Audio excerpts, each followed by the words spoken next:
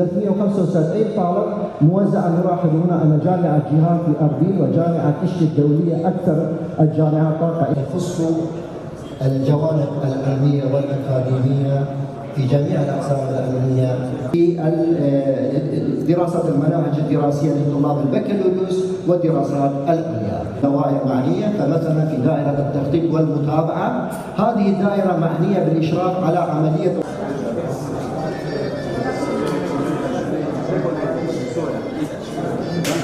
في كل سنة طبعا حتى تجهز العمل القيام بالتقديم إلى الدراسات الأولية والدراسات العليا. ئێمە لە وەزارەتی خوێندنی باڵا حکوومەتی هەرێمی کوردستان یەکەمین دیداری هاوبەشی وەزارەتی خوێندنی باڵا لەگەڵ وەزارەتی خوێندنی باڵای شانشینی هاشمی ئوردن ئەمڕۆ بە فەرمی دەستی بەکارەکانی کرد.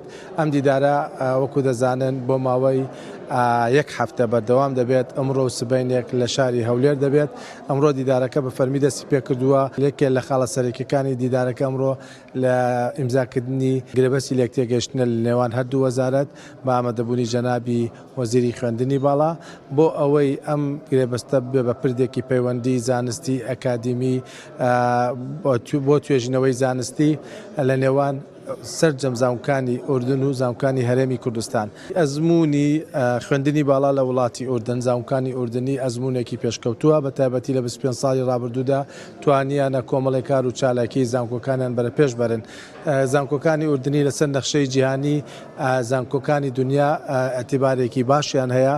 هەروە لە ڕیزبەندی زانکۆکانی دنیا تایمس هایەر ئێدوکیشن QS و مەتریکس و سەرجەم ئەو تەصنیفانەی تر کە تایبەتن بە ڕیزگرتنی زانکۆکانی ئوردنی تێدایە.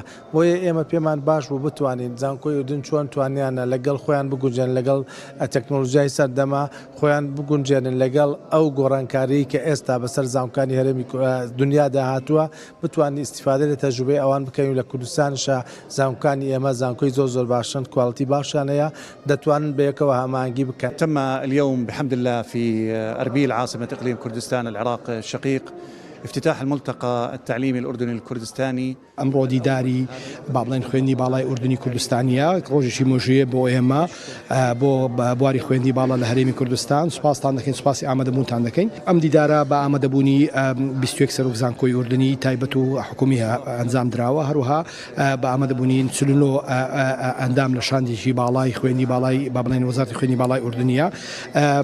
ئێمە لە هەرێمی کوردستان پەیوەندیەکان لەو بارەی ئەکادیمیانە بەرەو پێش دەبین. سوپاسی جەنابی سەرۆکی حکوومەت هەرێمی کوردستان دەکەین بۆ پاڵپشتیکردنی ئەم بوارە.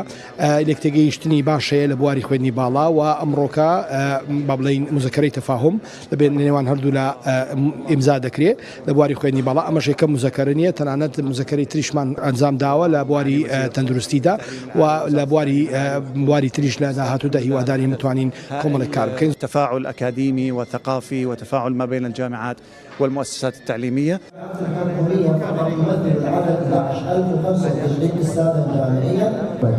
هذا البرنامج ايضا من مميزات انه يعتمد على ارشاد الطلبه الذي يساعد الطلاب لملء الاستمارات حتى لا يصير هناك او هذا النظام يساعد على تخمين الحدود الدنيا الموجوده انفا 145 الف طالب تقريبا موزعه كما ترون بين جامعات.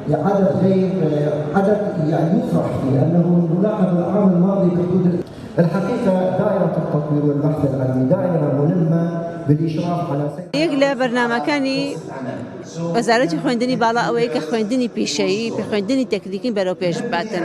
ئەمە یەک لە گرنگترین ئەو بوارانەیە کە ئەمە پێویستمان پێەیە لەگەڵ ئەوە هاوبەش بین لە بەرنامەکانی بۆ پێشکردنی ئەم خوێندنی پیشەیی و تەکنیک. لە سەردەمی ئەمڕۆماندا بازاڕی کار پێویستی بە دەستی کاری کە سکیلی بەرزی هەبێتن کە شارەزایی هەبی لە هەندێک بواری ئەو بوارانی کە لە بازار پێویستمان بەکار هەیە یاخود کار هەیە لە بازار پێدا بکەن.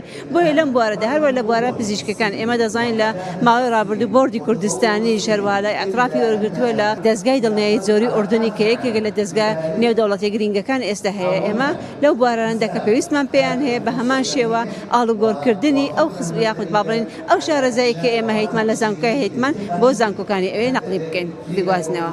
ينظم هذه الدائرة عمل تقديم الدراسات العليا ويحفز ويكرس جميع الباحثين، وقد صدر عنها مؤخرا تعليمات جديدة اللي هي دراسة الدكتوراه السفلسايد.